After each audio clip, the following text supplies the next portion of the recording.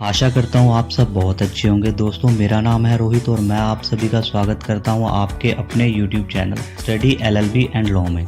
दोस्तों, आज हम पढ़ने वाले हैं लिमिटेशन एक्ट 1963 यानी कि परिसीमा अधिनियम 1963। परिसीमा अधिनियम 1963। सबसे पहले हम बात करेंगे कि परिसीमा अधिनियम होता क्या है, इसकी आवश्यकता क्यों पड़ती है या क्यों पड़ी। परिसीमा अधिनियम मैं आपको एक एग्जाम्पल के साथ भी समझाऊंगा, तो वीडियो को लास्ट तक जरूर देखिएगा। और चैनल को जिन्होंने अब तक सब्सक्राइब नहीं किया है वो प्लीज चैनल को सब्सक्राइब कर दें और ज्यादा से ज्यादा शेयर करें। तो सबसे पहले मैं आपको कुछ बेसिक बता दूं। लिमिटेशन एक्ट सबसे पहले 1859 में स्थापित किया गया था, जो 1862 में अस्तित्व में आया। कुछ चरणों में विकसित होने के बाद 1963 में परिसीमा अधिनियम के रूप में ये लागू किया गया।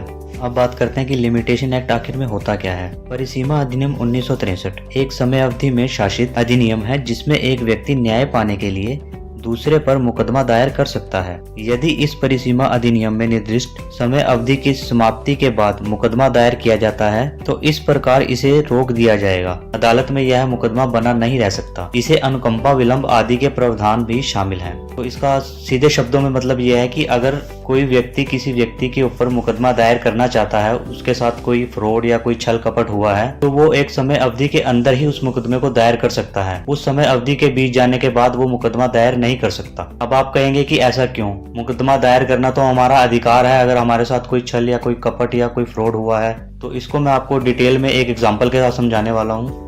दोस्तों, एग्जाम्पल को ठीक से समझने के लिए हम मान लेते हैं यहाँ पर हमारे पास दो व्यक्ति हैं। एक का नाम राम है, दूसरे का नाम श्याम है। शाम को कोई ज़रूरत आन पड़ी तो वो भैया राम के पास चला गया कि भैया मुझे 20,000 रुपये चाहिए, आप 1 साल के लिए मुझे उधार दे दो। राम भी बड़ा अमीर आदमी था, उसने 1 साल के लिए एग्रीमेंट किया और 20,000 रुपये शाम को उधार दे दिए। 1 साल बीत जाने के बाद शाम जो है वो पैसे लौटाने नहीं आया, तो राम ने भी कहा कोई बात नहीं, हमारा मित्र है, दे देगा पैसे।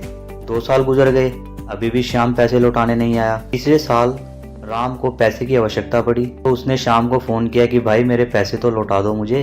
तो शाम फिर आनाकानी करने लगा कि भैया दे दूंगा थोड़े दिन में। ऐसे करते करते 1 साल और बीत गया, 3 साल गुजर गए। तो अब क्या राम अपने पैसे वापस लेने के लिए मुकदमा दायर कर सकता है शाम के ऊपर? आप बताइए, कमेंट करके बताइए कि हाँ या ना कर सकता है या नहीं कर सकता। नहीं तो मैं तो बताने ही वाला हूँ जी। इस सिचुएशन में राम शाम के ऊपर मुकदमा दायर नहीं कर सकता, क्योंकि परिसीमा अधिनियम के अंतर्गत धनराशि के मामले में या लोन का कोई मामला हो, यानी कि धन से रिलेटेड कोई भी मामला हो, उसमें समय सीमा 3 वर्ष तक तय की गई है। यदि 3 वर्ष के बाद आप मुकदमा दायर करेंगे तो आपके मुकदमे को दर्ज नहीं किया जाएगा।